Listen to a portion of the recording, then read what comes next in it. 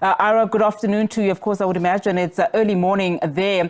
Pennsylvania has 19 electoral college votes, the most among the battleground states. And this is where, of course, Kamala Harris decided to host her final rally. Just talk to us firstly about this highly contested state and why she chose it as her final battleground.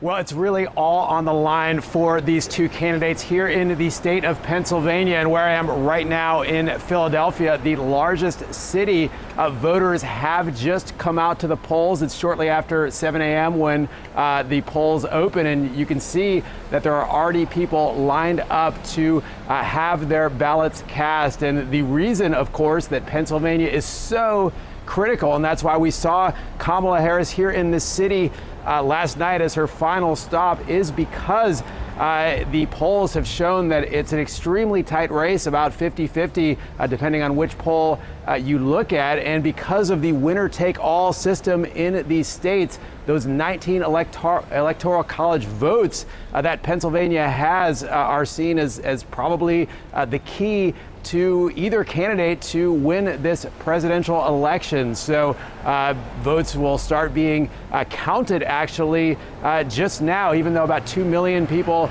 voted early, those ballots are not actually allowed to be counted until voting starts on election day, which is, of course, today. So in the last election, Pennsylvania ended up being the final swing state to have the ballot counted, and that was ultimately when Joe Biden was basically declared the winner. So we're expecting the state to play another critical role in deciding this election. And the main city, Philadelphia, where I am right now, is a Democratic stronghold. This city votes strongly for Democratic candidates and is expected to do so for Kamala Harris this year. But the vice president, the reason that she was here last night is to stress to people here in Philadelphia to come out and vote. That turnout among her supporters is likely to be critical to counteract the strongly red support in the rest of this swing state.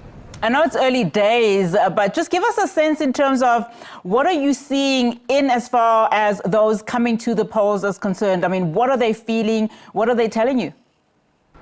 Well, it's been a very intense time here in Pennsylvania. These people have been bombarded with political advertising for months now, with both campaigns, of course, understanding the importance of this state.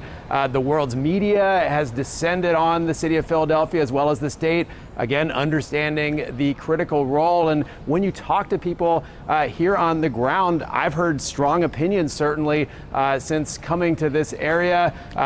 Again, as I mentioned earlier, it is a strongly Democratic area, so there are some voters who really, who her message that voting for Donald Trump would be a threat to democracy, that message does resonate with some of the people here in Philadelphia. But again, with the importance of this election, I think you can see based on just the early turnout that we're already seeing here in the city, how much voters are engaged and energized and understand how important their votes are to ultimately choosing the next U.S. president.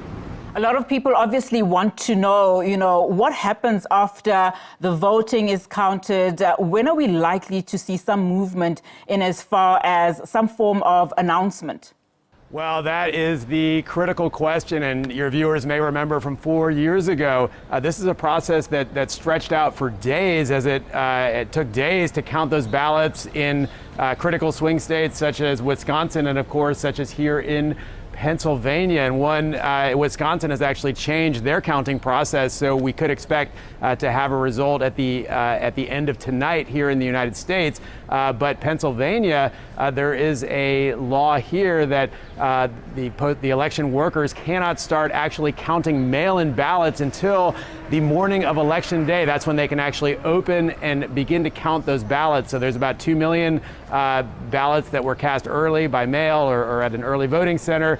And then, of course, another 11 million or so people who are expected to vote today. So all that is to say that we are not expecting a result to be announced tonight in Pennsylvania, if indeed this election is as close as it's being forecast to be. That it could be one more day, it could be a couple more days. It really does depend on how the election turns out, because they will declare a winner, or call a winner at least, forecast a winner if it appears to be going in one direction. But when you have a 50-50 split, that can take quite a while, almost down to the last vote.